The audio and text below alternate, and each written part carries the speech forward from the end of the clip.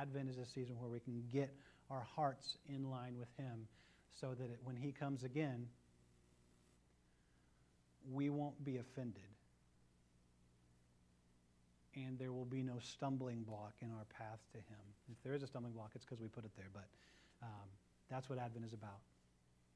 It's preparing our hearts so we can honestly say, "Come, Lord Jesus," and when He comes, that our values line up with His, so that we aren't scandalized by Him like the people in the first century were scandalized. So,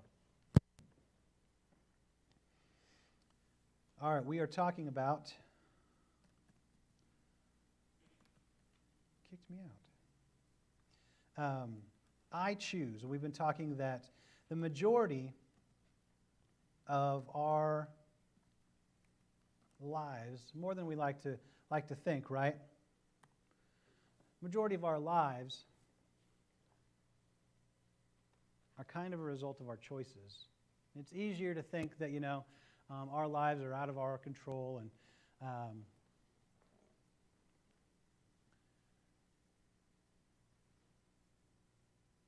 that things happen to us, and it's not so much our what is going on in our head and the choices that we make. Unfortunately, I just don't find that to be the case. We are largely products of our choices, and there's certainly things that happen to us that we have no control over. There's tragedies that hurt us, there are people that hurt us, and we don't have a lot of control over that. But what we do have control over, right, is this thing that we've been saying every single week for the past 3 weeks, which is this, that your direction determines your destination. The direction that you choose for yourself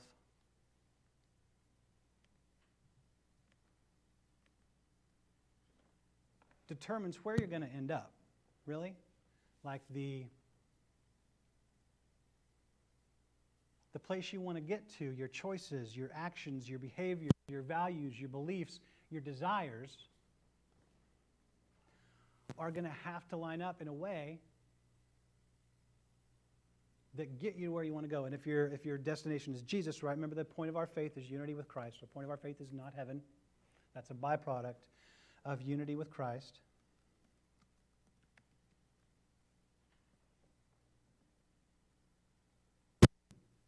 Our union with Christ is the point.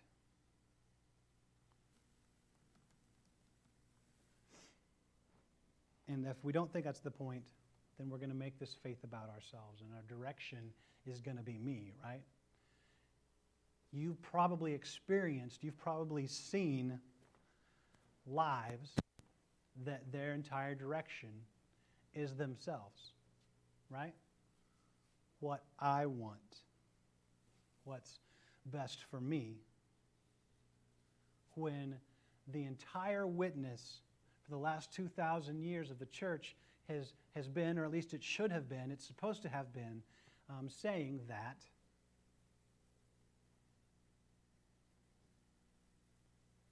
a life focused on Christ, where He is the destination, where we point our lives toward Him, that actually makes a better life for us.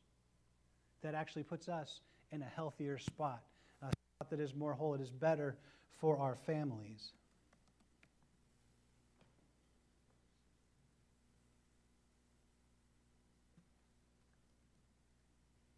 But we have a hard time believing that, right? And now after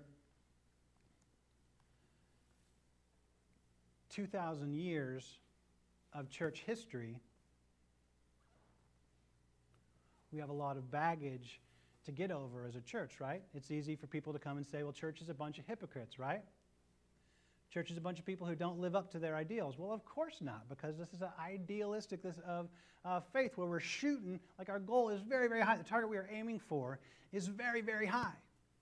It's perfection of God, right?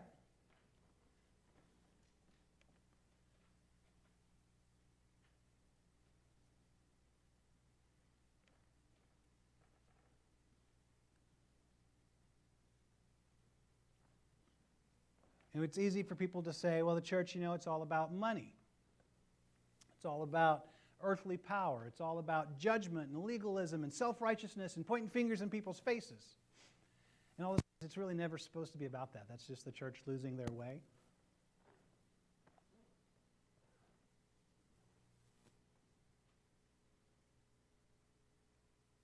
But our destination, no matter what the church does, is still Christ.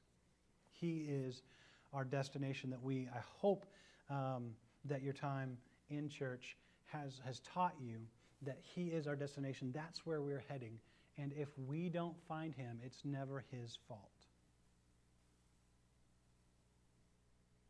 If we don't find Him, it's not His fault. And I want to be really gentle when I say that, because there's a lot of stuff that happens in people's lives, a lot of negative things that can be barriers to people finding Him. Especially, you always hear a lot of horror stories, and I mean they're not wrong about spiritual leaders being the ones that are the ones that hurt. They are the abusers. They are the ones that hurt people the most sometimes, and that becomes a huge barrier. But if Christ is not found, it is not Christ's fault. And so we're trying to get our faith in a place where we choose Him first and foremost. And so we've talked about in several,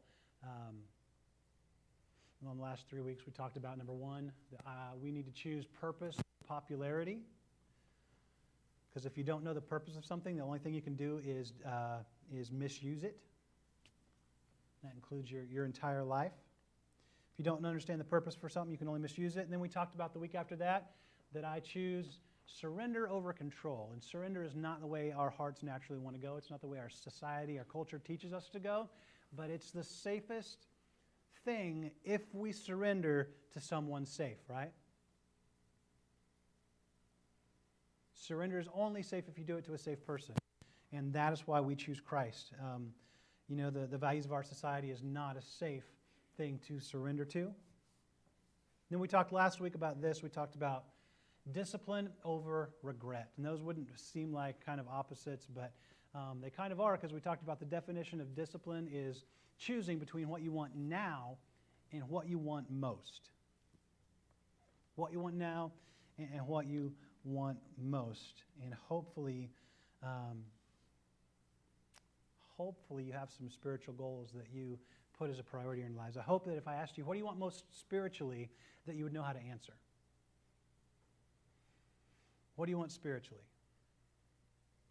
And hopefully, if your automatic answer is, my desire is to go to heaven, that's fine. That's great. Nothing wrong with that. But I think Jesus has more for you. I think that the Lord wants you to want more, that He wants you to want justice. He wants you to want His kingdom. He wants you to want Him personally. All right, so the last one today that we're going to talk about, we need to learn to choose the important over the urgent. Because there is always going to be urgent that we would be irresponsible to ignore, right?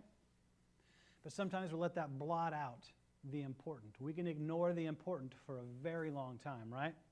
Pretty soon that reality that important thing exists is going to come crashing home. It's going to impose itself upon us. But we are always tempted to choose the urgent over the important. And so we're going to talk about doing it the other way around, the better way, which is to choose the important over the urgent. And if you're a pastor, you're always putting together like sermon series and stuff to teach. There's always lessons that you're tempted to skip. There's always that one that you just want to leave out.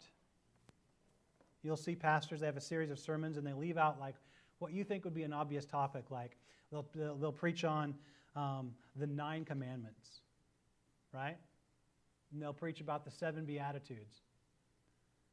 And they'll leave out what they're uncomfortable talking about, usually because it convicts them in some way, right? So this one's kind of like that for me. This is the one where I'd be tempted just to leave it out and to move on to something happy and Christmassy, right? That's this sermon for me, because I understand that in this sermon, I'm going to encourage you to do things that sometimes I don't do very well. I acknowledge this. Don't call me a hypocrite, because I'm aware that I'm in need of my own teaching in many ways here. So remember the point when the point of a sermon, right, is to take from it and learn and try to shine the spotlight on your own heart instead of training it on others. Like, oh, say, oh, Glenn really needs to hear this message, right? Hope he's listening, right? For pastors, it's actually the worst listening to other people's sermons because you are like you're tempted to critique. Took me a really long time to learn to not be the critiquer and the griper about other people's sermons. It's even like how you get taught like you actually take classes to learn to preach, right? When you go to Bible college or seminary or whatever, you take classes to learn to do this. And it's the most painful thing in the world because people who have never preached before stink at it. So you have to sit through literally hundreds and hundreds of literally god-awful sermons. Horrible, horrible people that are horrible at it. But then they teach you, like my dad would do this whenever he would go, and he was a pastor, he was a preacher, and he would hear other people preach. He would try to get from what they said, he would try to recreate their outline without looking at their outline, just from what he said. And if you were trained in that style of speaking, you could do that. You would present in a way where somebody could get your outline without reading your outline, just from the words that you said. And then when I became a pastor, sometimes he would hear me preach, and he would be like, your sermons aren't really outlineable. And he it was not a compliment, right? He was like, you didn't learn, because actually the preaching, the professor of preaching that he had was the same one that I had. Like when I did it, he was like 90, right? And so we had the same teacher of preaching, and that teacher, that professor, told me, he's like, I can't not give you an A because you did all the coursework, but I wish I didn't have to. And that guy actually heard me speak one time, and the people that heard me speak at that particular instance were wildly complimentary. It went really well, right? And then he walked up to me and he said, well, that was different.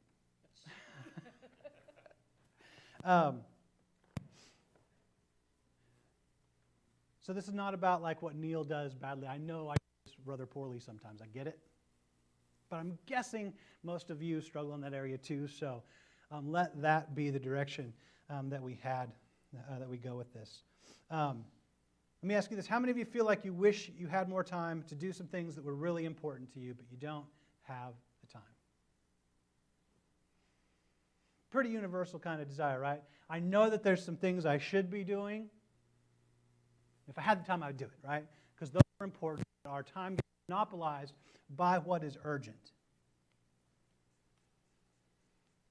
Because we're too busy, right? And even our busyness is something that we talk about just in small talk and just general conversation, right? How are you doing? Oh, I'm fine. Life's just so busy, It's just so busy. I'm just running from one place to another, and I don't even have time to catch my breath, right? There's just so much stuff to do, right? Because I've never heard anybody say, I've never been like, hey, how you doing? And they're like, I'm great. I'm feeling really relaxed right now. Nothing's too hectic. I'm spending a lot of time with my kids right now. It's great. Spending a lot of time with the Lord lately, which has been awesome. Nobody ever says that, right? When I'm like, hey, how you doing? Most people are like, oh, the kids, sports schedules are hectic, and I've got to mow the lawn, and I've got to pay the bills, and I've got all this work stuff, and my parents need a lot of help right now, and it's the holidays, and I can barely breathe.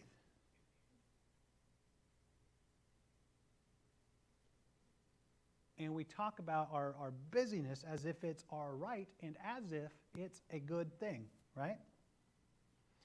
Frankly, we wear our busyness often as a badge of honor. And we think that busyness equals value, correct? We think how busy we are is an indication of our worth. But I want everybody to understand this. That is a does not equal sign. Busyness, right? Our level of activity does not equal our value, our worth, even our contribution to society. Sometimes all it means is that we're strung out, unhappy, and we snap at people when we shouldn't, right? We've got to get away from our culture teaching us that busyness is our value, to understanding that our busyness, the amount of stuff that we do, has nothing to do with our personal worth. It doesn't make us more important. It doesn't make us more valuable. It doesn't make us worth more. It never has, and it never will, but it's a super hard habit to break. And most of us just run on autopilot with this belief that a level of activity or busyness has something to do with our worth. I have a friend, we were really close when we were younger. We went to the same college.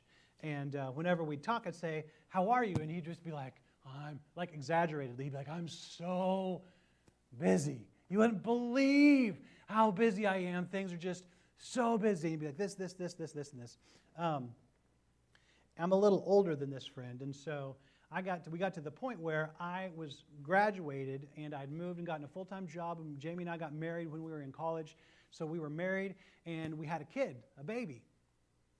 And my friend was still in college. And so I'd call him up to check in. I'd be like, "Hey, man, how you doing?" And he was like, "I'm so busy." And I found it a little bit annoying because I was delving into areas of life like levels of busyness I didn't know existed, right? Moving from just being a student to being married with a full-time job and a baby. Like my busyness level had exploded exponentially. Like I didn't realize that this kind of busy, like this is adulthood. Whoa! Right? I was 22, and I had a new wife and a new baby and a new job, and this guy was complaining to me about being busy, right? So one time I said, "I don't want to hear it," right? I do not want to hear it. Tell me what's going on in your life, but first of all, you're just not, you can complain, but you are not as busy as I'm busy, right? And second of all, that is not a good measurement of your worth and of your contribution, your place in the world. He was a little shocked, but now he's married with a job and 4 kids, so, yes, 16 years later, he understands, all right? So I got to say 2 things to him, but also, let's be honest, I was also a little bit happy that I could say emphatically that I'm busier than you, right? As if it's a competition, right? Right, we always play these superiority games, right? I'm always trying to get my kids not to play them. This whole, "Oh, you're so stupid," means I'm better than you, right? Constant interplay between siblings a lot, right? I did it with my siblings I get, but not super healthy. All the things that we do, the things that we say to maintain just a little bit of superiority over people, right? A little bit, I'm better than you. And we have those things that we can do and get away with it and not be called out for being mean or petty. We have ways to do that. But let me tell you a secret. I'm just gonna bear it all to you today and reveal it to you. Sometimes I'm a little bit proud of the fact that I can be incredibly busy and not crack. That I can be super, super busy and not have a minute to myself during the day and still get it all done. Get it mostly done. Get the urgent stuff done, I should say, right? Sometimes I'm a little bit proud of the fact that I can not show a ton of signs of stress from being so over busy, all right? Some signs, but fewer than most people probably, all right? For instance, a year ago, I had 1 wife, 2 jobs, 3 kids, and I went back to school, right?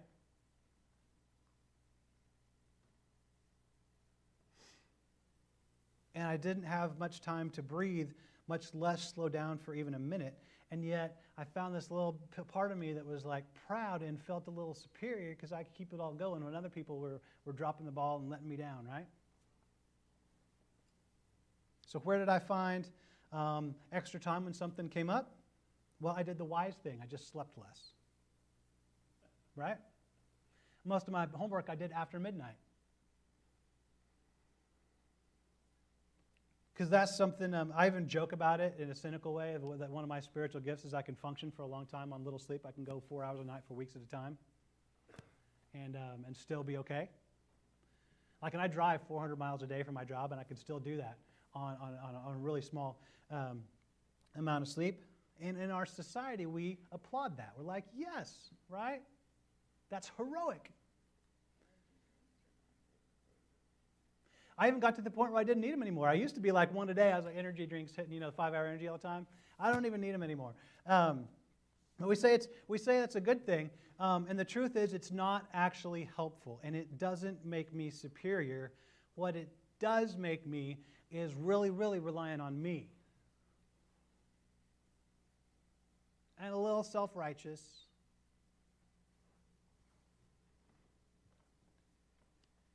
And it means that there is a level of spiritual maturity that I have yet to reach. Because I think, and I act like anyway, that that's the way that life is supposed to go, all right?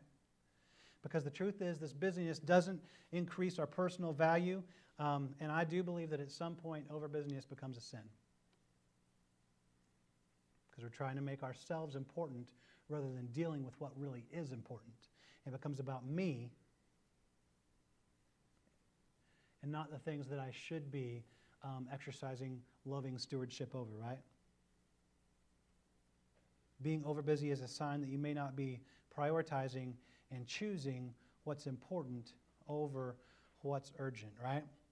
Because important things, the really important things in life, right, are rarely urgent. Sometimes, but rarely.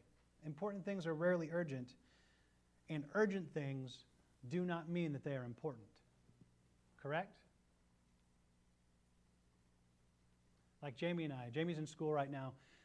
She's a full-time student, and I was in school last year, and we are both bound and determined we are going to be good students. We're doing this, we're not going to do it halfway. We are going to be good students, right? I was a straight A student all through that time. It wasn't just that I was doing school and getting by, all right? I did good work.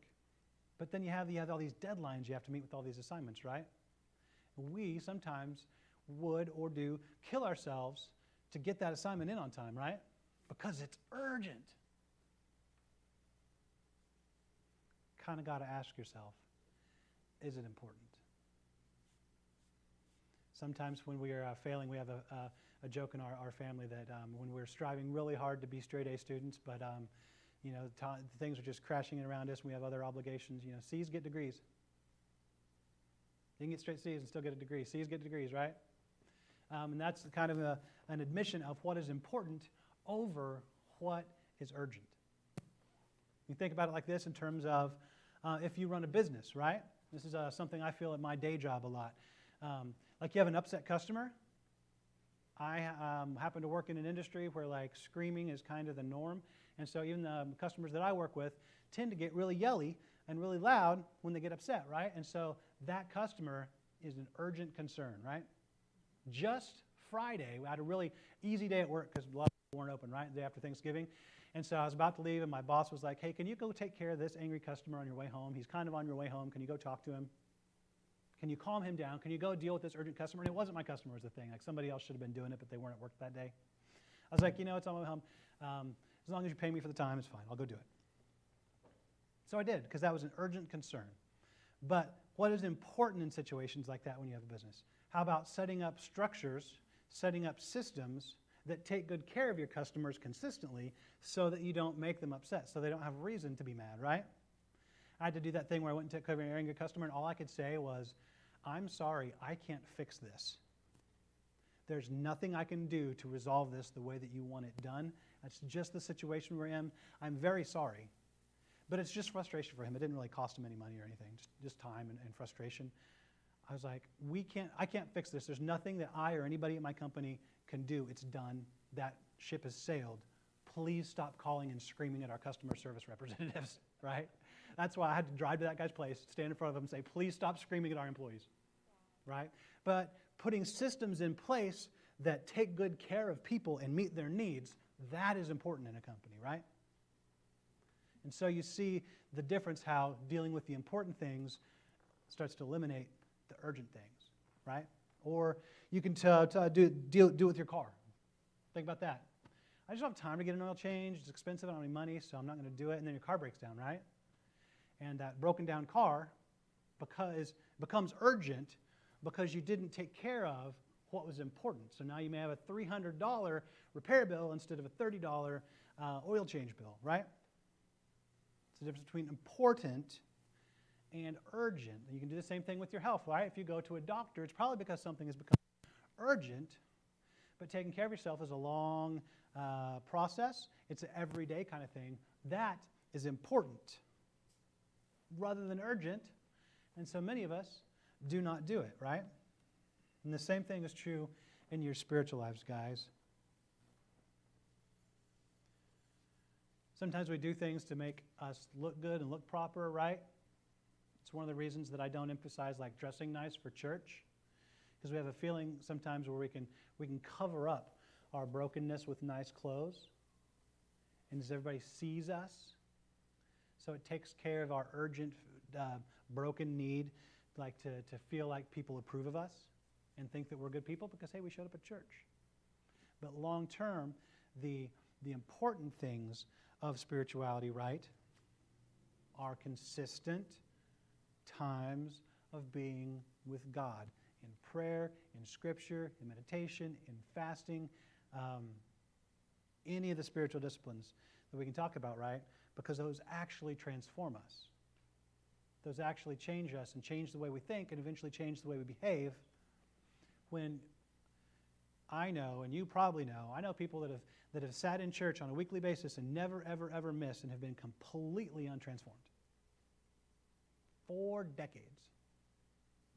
Complete decades. Because what is important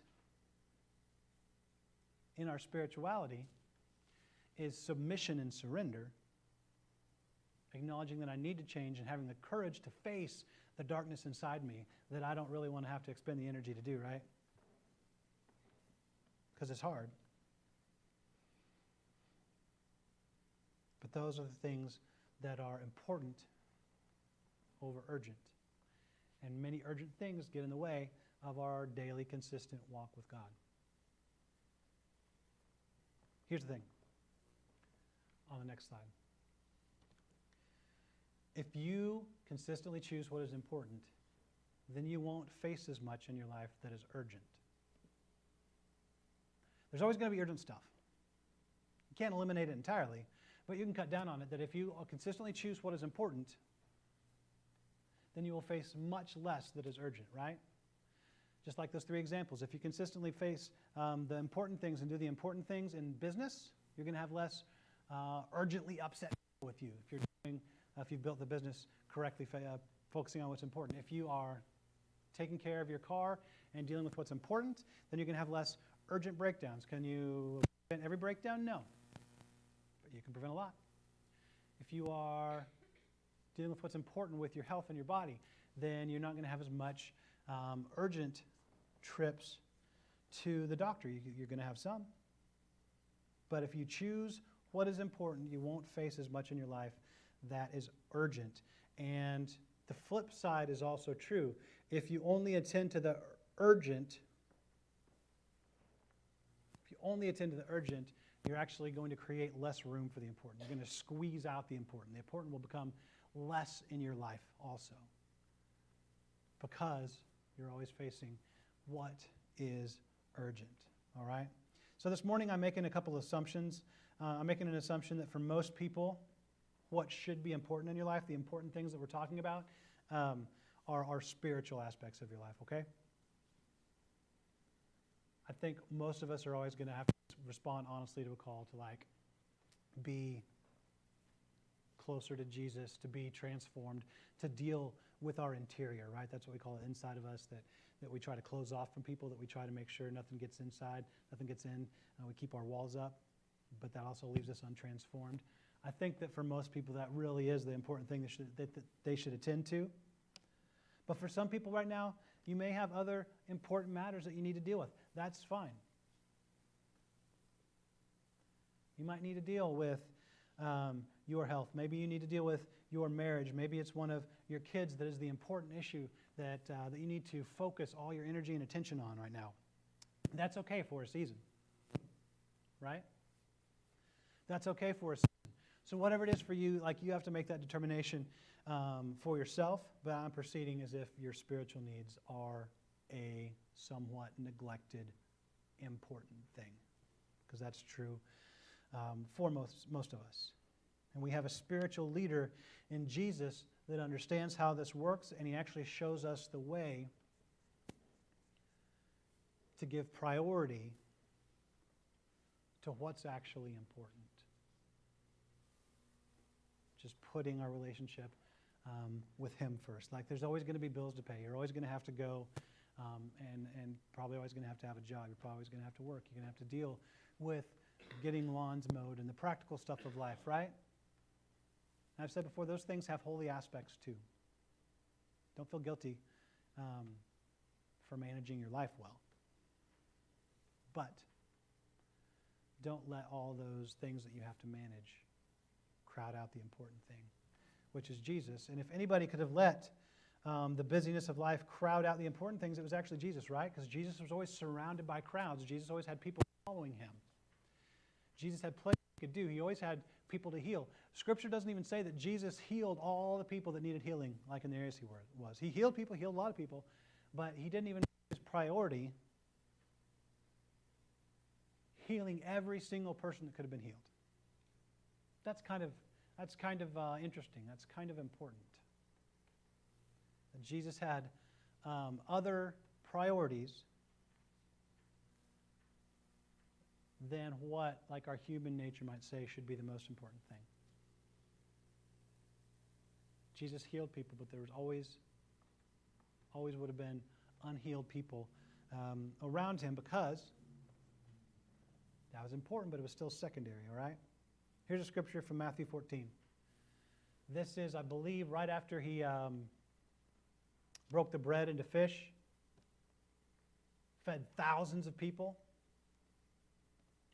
And immediately after this, it says, in Matthew 14, starting in verse 22, immediately after this, Jesus insisted that his disciples get back into the boat and cross to the other side of the lake, and he sent the people home. After sending the crowds away, he went up into the hills by himself to pray. Night fell while he was there alone. And this is in some ways just a segue. It's like closing down the story of the feeding the 5,000 people, and it's getting to the story of Jesus walking on water and scaring his apostles and Peter getting out and trying to walk on water, right? But this is also like a really important verse. He sent the people home after sending the crowds away. How many spiritual leaders do you know, have you known, can you think of, that would send away the crowds? Right? Most of the time you're in a leadership position and crowds are flocking to you and people want to hear what you have to say.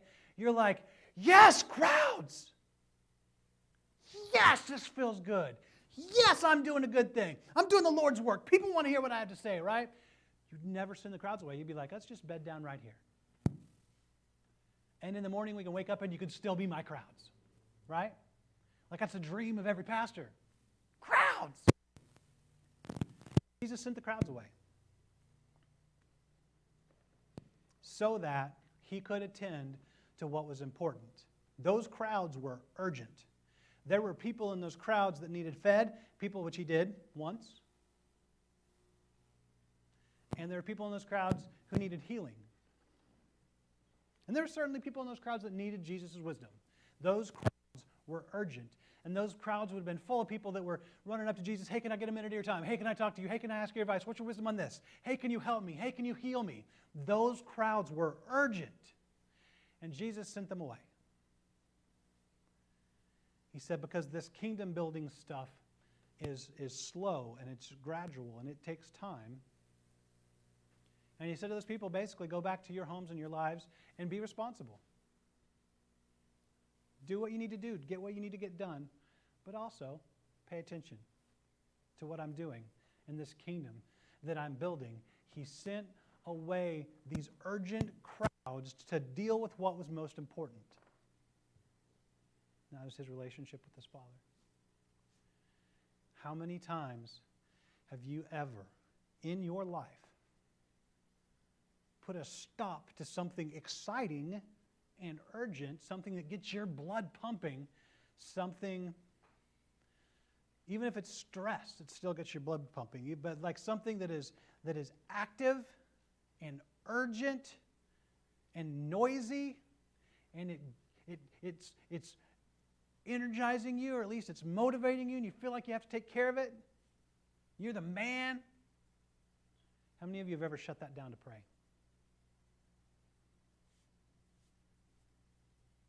Sometimes we fall to our knees in like tragic times, right? Times when we know we need help, but like things are exciting and moving, and there's tons of people, and it's urgent, and you shut it down to pray. I could be in a room of 1,000 people, and I bet that's never happened.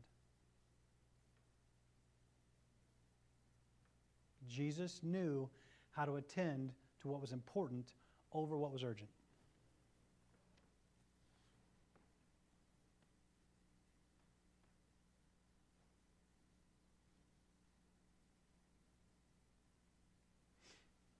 So this is just a couple verses in between two really famous stories of Jesus' miracles.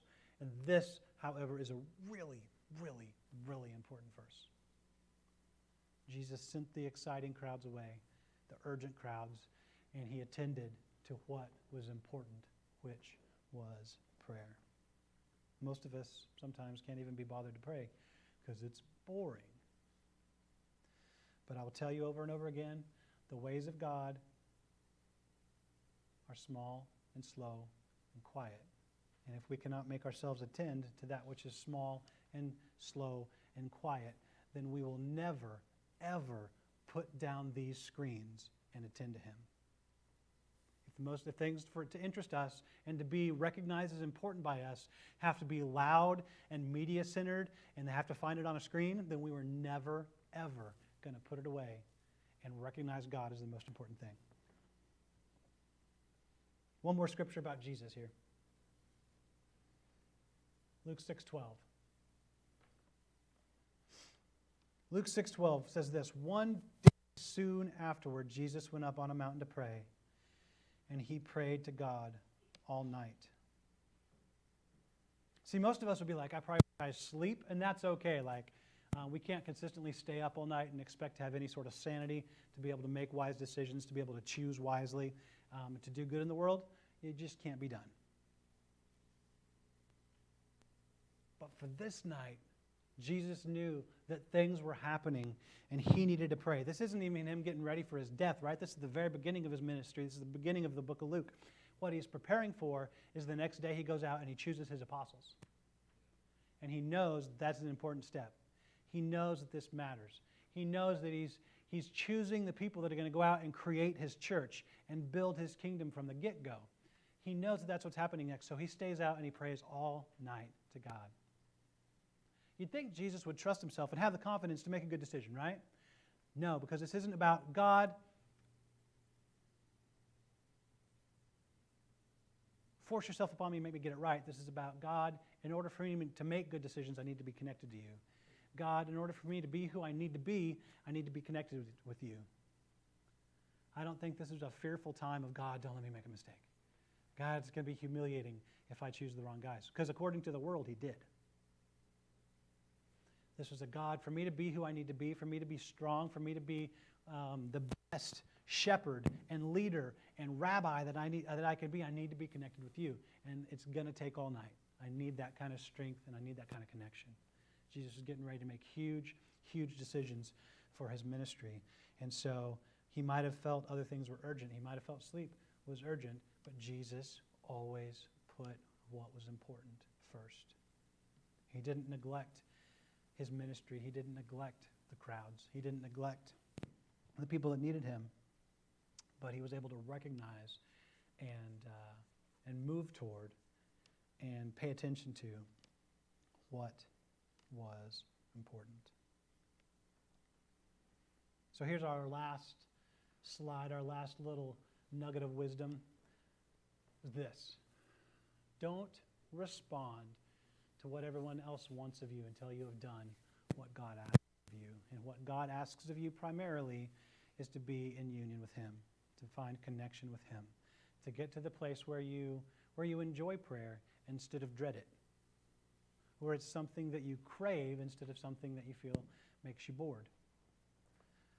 A little hint, it's going to take a lot of practice. It's not going to happen overnight.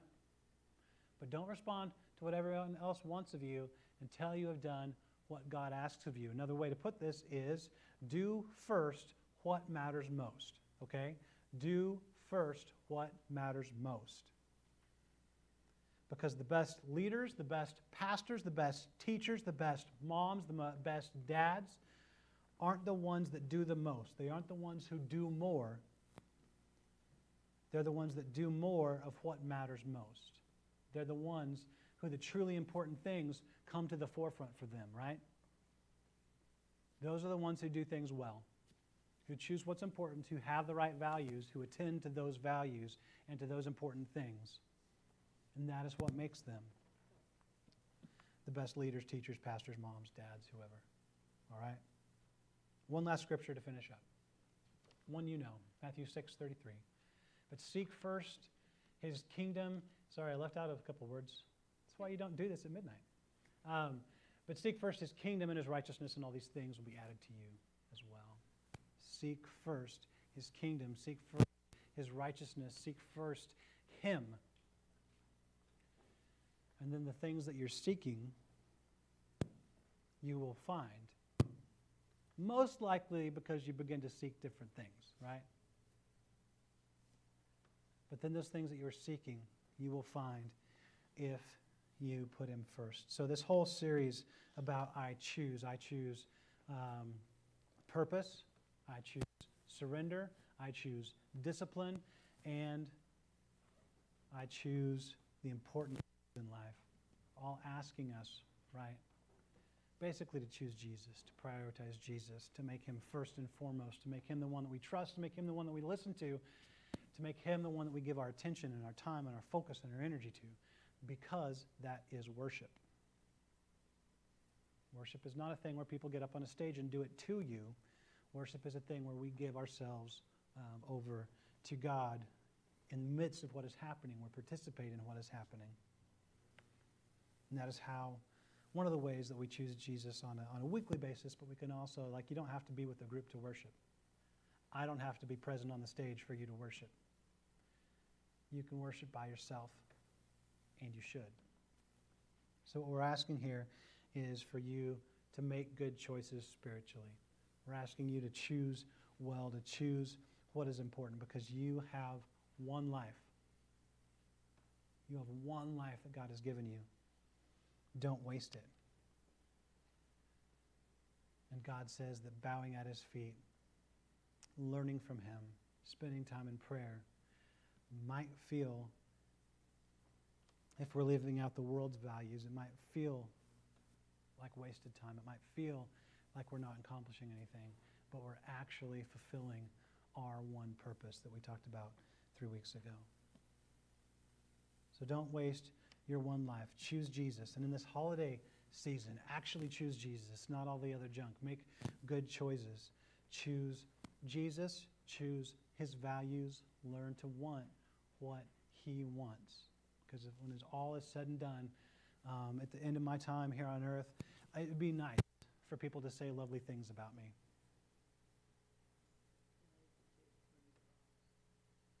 I take pride in that.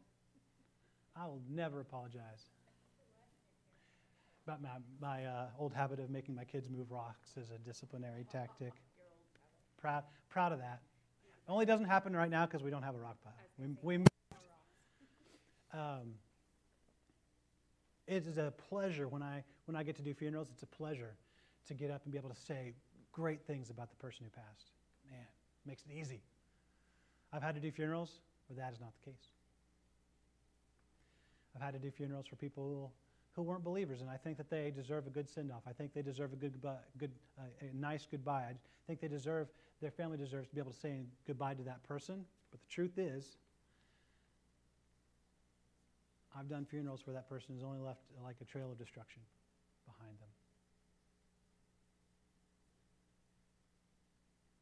And that the people in the audience are crying for the wrong reasons.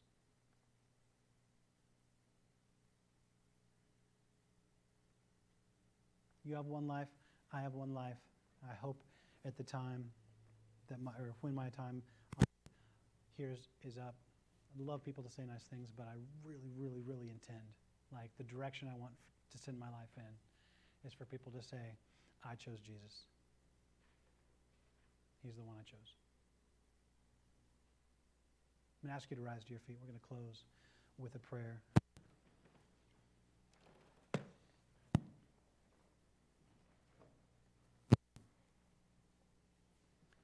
Father God, give us the strength, give us the clarity, give us the purpose, give us the courage, God, to choose you, to push everything else aside, God, and to choose you on a daily basis.